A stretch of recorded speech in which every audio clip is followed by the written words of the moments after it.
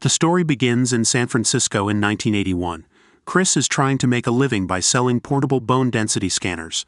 Every morning he drops off his son Junior at daycare and then goes to as many hospitals as he can to sell the scanners. Unfortunately, the scanners are hard to sell because they are unnecessary and expensive. When Chris takes the bus, he often meets a crazy homeless person who calls the scanner a time machine. Sometimes, Chris has to stay out late to try to make a sale, so he asks his wife Linda to pick up their son. This makes Linda upset because she often works double shifts to support the family. One night at dinner, Chris finds a Rubik's Cube. It's a popular new toy and a gift from Linda's friend. Linda asks Chris if he paid the taxes, but Chris says he will file an extension. This makes Linda even more upset. That night, Chris plays with the Rubik's Cube and solves it very quickly. The next morning, while Chris is on his daily walk to make sales, he sees a man getting out of a very fancy sports car. Chris asks him what he does for a living. The man says he is a stockbroker. Chris thinks people need to go to college for that job, but the man says it's not necessary. They just need to be good with numbers and people.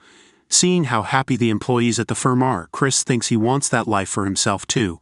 The next morning, Chris tells Linda that he will be home late because he plans to stop at an office to apply for a stockbroker job.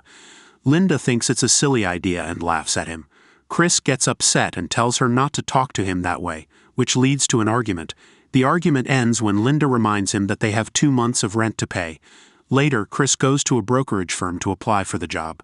The firm accepts 20 people every 6 months, but only one person gets the job. Wanting to look presentable, Chris gives some money to a hippie girl singing on the street and asks her to watch his scanner. Inside the firm, Chris starts to learn about the job and gets an application form. Suddenly, he sees the girl running away with his scanner. With the application in hand, Chris runs after her through the city and the station, but she escapes by getting on a train. The next day, Chris tells Linda he'll sell the scanner so they won't see it anymore. But first, he goes to the office to submit his job application. He wants to meet Jay, the manager, to make a good impression. However, Jay is busy and says he'll call later. Then Chris sees the hippie girl and her friend with the scanner. He gets very angry and starts chasing them. He spent all his money on those scanners, thinking they were revolutionary. But doctors and hospitals don't need them. Losing a scanner for Chris is like losing a month's worth of groceries. After running a lot, Chris catches the couple on the bus and gets the scanner back. Now when he goes home, he has 2 scanners instead of one that he could have sold. Linda feels very disappointed but doesn't say anything because it's Junior's birthday. They've spent some money to buy Junior a basketball to make him happy. But when Junior is busy, Linda tells Chris how upset she is about his carelessness. A month later, Chris goes to see Jay and asks what happened to his application, but Jay is in a hurry. Chris pretends he's going the same way so they can take a taxi together, and once again Chris tries to impress him by talking about his skills. However, Jay is focused on solving his own Rubik's Cube and keeps failing. Frustrated, Chris takes the cube from him and finishes solving it by the time the cab arrives at Jay's destination. Jay is incredibly impressed, yet he leaves the taxi and now Chris has to pay. Obviously he doesn't have any money, so Chris gets off the car at a signal and runs away, causing the taxi driver to chase him. The desperate Chris runs into the train station and gets into a train, but the train painfully door closes on his hand, making him drop his scanner in the station. This whole deal has delayed Chris' entire schedule, and when he calls Linda to apologize, she's incredibly angry because she missed her shift to pick up Junior, and they needed that money. This is the final straw, so she announces she's leaving and taking Junior with her. Devastated to hear this, Chris runs back to his house, but it's too late. Linda has already left with their son and all her things. At that moment, Chris gets a call from Jay, who tells Chris to write down his secretary's number so that he can call tomorrow and arrange an interview. When Chris can't find a single pen, he does his best to memorize the number, then he rushes to a store nearby to borrow some paper and write the number down. The next morning, Chris goes to the daycare and confronts Linda about what happened. Linda explains she isn't happy anymore, and while Chris can accept her leaving, he won't allow her to take the kid, so they agree to take turns. Without Linda's income, the money situation gets even worse. When the landlord finally gets tired of Chris owing him rent, he comes to ask him to vacate the place in the morning, since he has painters coming in. Chris swears he will pay soon and that he can do the painting himself, so the landlord agrees to give him 1 more week. A few days later, while Chris is painting the walls, 2 policemen arrive home and take him to the station, where he has to pay for all of his parking tickets. Unfortunately, The police officer tells him they will verify it at 9:30 in the morning, so he has to spend the night in jail. Chris tries to explain he has an interview the next morning, but it falls on deaf ears. With his one call, Chris asks Linda to pick up Junior. The next morning, Chris is freed, but he's almost running late, so he runs to the interview in his shabby clothes. At the firm, the interview panel is disappointed by what they see. Thus, Chris explains the situation, and Jay confirms all the other times he saw him, Chris had been in a proper suit. Chris is funny, witty, and smart, so he manages to make a very good impression. After the interview is over, Jay comes to congratulate him, but Chris says he will have to think about it since he's learned that it's an internship with no salary, and his circumstances have changed. Jay urges him to continue and promises he will fill his spot, so Jay promises to call him in the evening. Later in the evening, Linda brings Junior and drops big news. She is heading to New York because her sister's boyfriend is starting a restaurant and she might have a job there. Chris announces he's keeping Junior because he knows Linda can't take care of him. Inspired by her choice to do whatever she wants, Chris also tells her about the internship, which makes her even more upset and causes her to leave.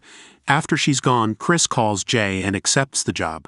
The next day, Chris and his son move to a nearby motel with the help of a friend.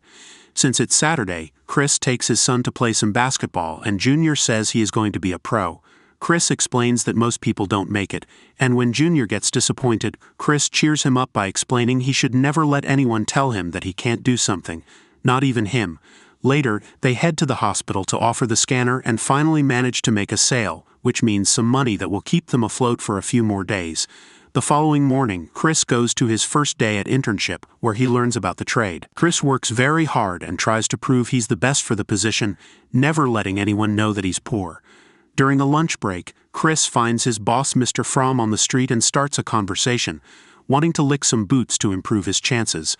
However, he interrupts himself when he notices that the crazy guy has the scanner, still thinking it's a time machine. Chris immediately goes after him, chasing him down the street and through the traffic only to end up hit by a car. Chris loses sight of the guy but also loses a shoe, so he returns to the office in that state while playing it cool. Over the next few days, Chris keeps doing favors for office manager Frackish and keeps making phone calls to get in the clients to no avail. To make matters worse, Chris has to leave early to pick up Junior, so he has to complete the same work as the others in less time.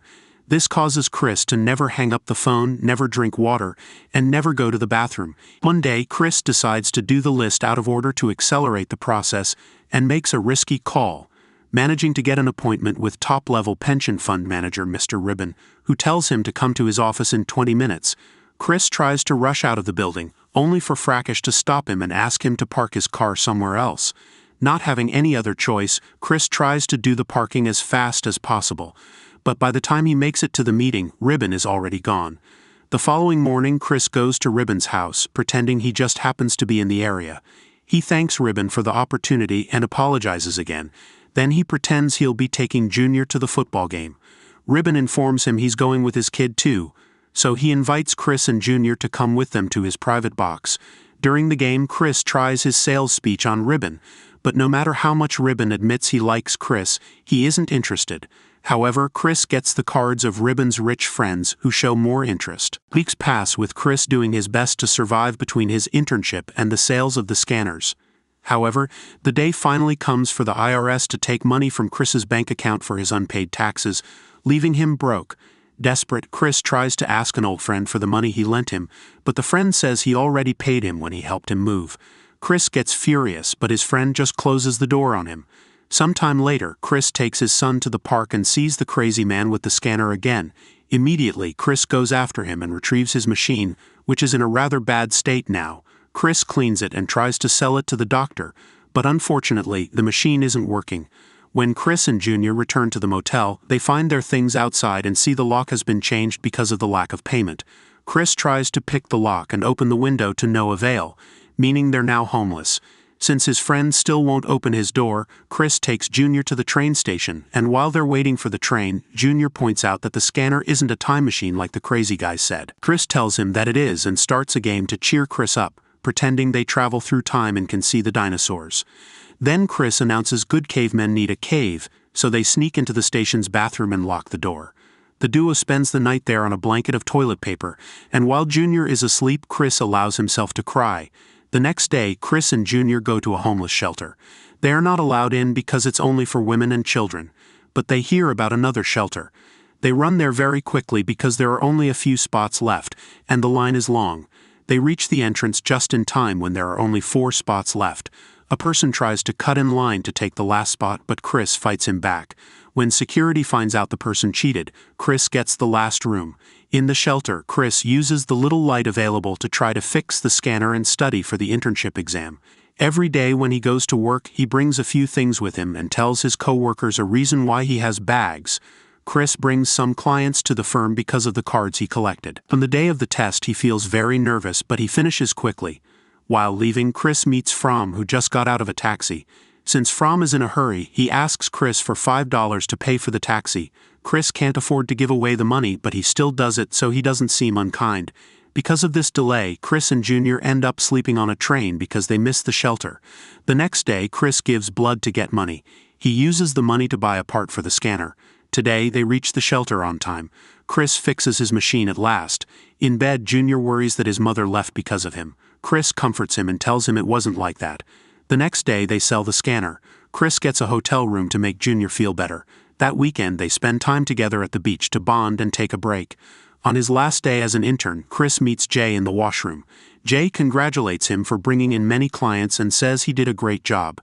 Later, Chris gets called to Fromm's office. Fromm tells him good news. Chris got the job he wanted. He starts tomorrow. To make it official, Fromm gives Chris back the $5. Chris leaves the building crying tears of joy.